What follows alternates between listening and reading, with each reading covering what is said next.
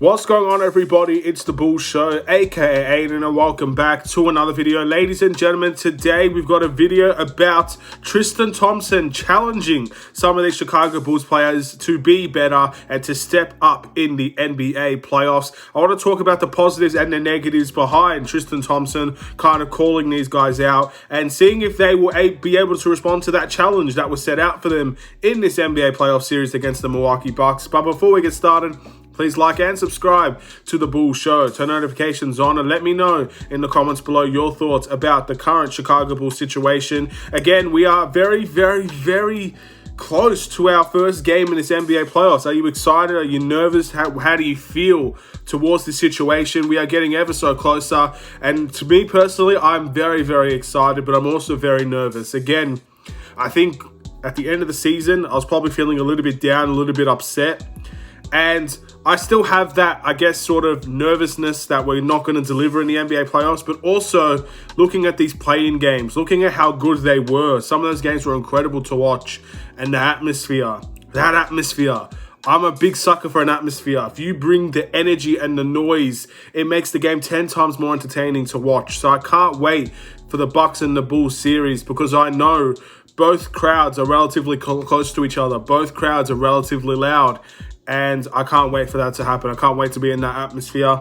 And I just can't wait to see my team back where we should be. We should always be in the NBA playoffs. The year that we're not in the NBA playoffs should be the odd year out. But for the past few years, we've been looking out at the NBA playoffs. Now it feels good to be in it and have other teams look at us, even if we don't deliver, I guess you could say. So let's talk about what's the task at hand, ladies and gentlemen. Tristan Thompson. He recently called out two individuals today about being better in the NBA playoffs, being as all as they can be in the NBA playoffs. And I want to tell you pretty much, not word for word, but exactly what he said. So the first one I want to talk about is Zach LaVine. Now, he challenged Zach LaVine to kind of step into the NBA playoffs and adapt very well to it, like what Devin Booker did in his first NBA playoff series.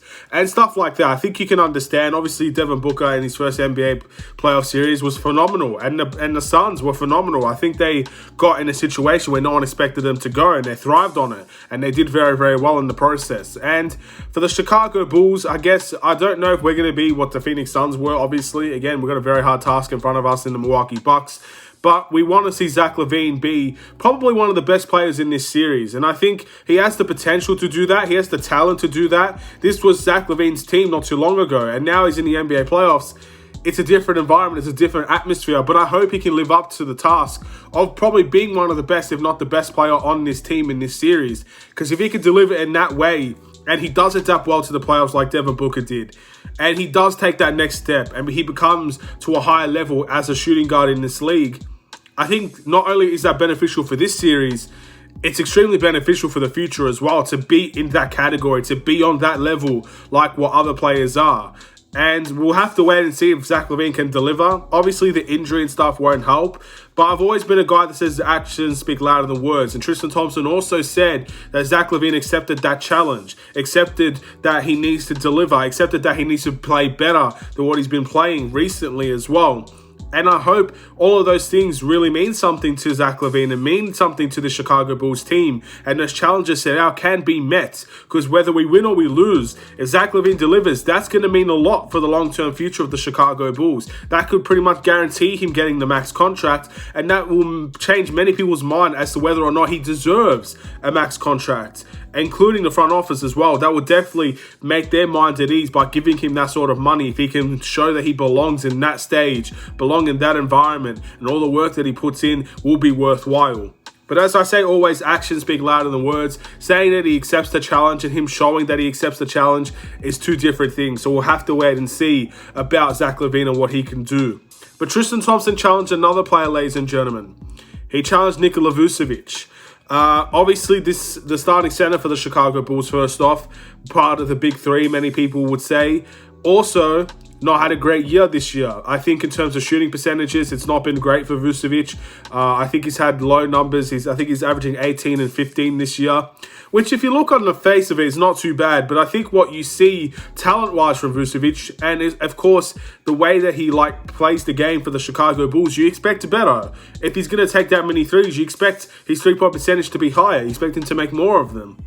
But it just hasn't been that way. He's had a struggle year in many ways. And I think defensively, he's not had a terrific year either. Up and down moments for Vucevic on the defensive end. And basically what he said with Vucevic is that he has to be the best center in this series. Look, when you're versing Brook Lopez and you're versing Bobby Portis, those guys, I have great respect for them. They're NBA champions. They did some great things. But I do think Vucevic, talent-wise, probably has more than what those guys have. I don't think Bobby Portis is the best center out there. No disrespect to Bobby Portis, former Bulls player. And of course, if anything, I'd wish he'd be back at the Chicago Bulls. Brook Lopez has very similar game to Vucevic in my eyes. He likes to shoot the three, will go down into the post against mismatches. He's not afraid to go into the paint. I think Vucevic sometimes struggles with that a little bit. And Brook Lopez, when he has a mismatch, he's not afraid to go into the post. Go bang down low. That's what he used to be on the Brooklyn Nets at the end of the day.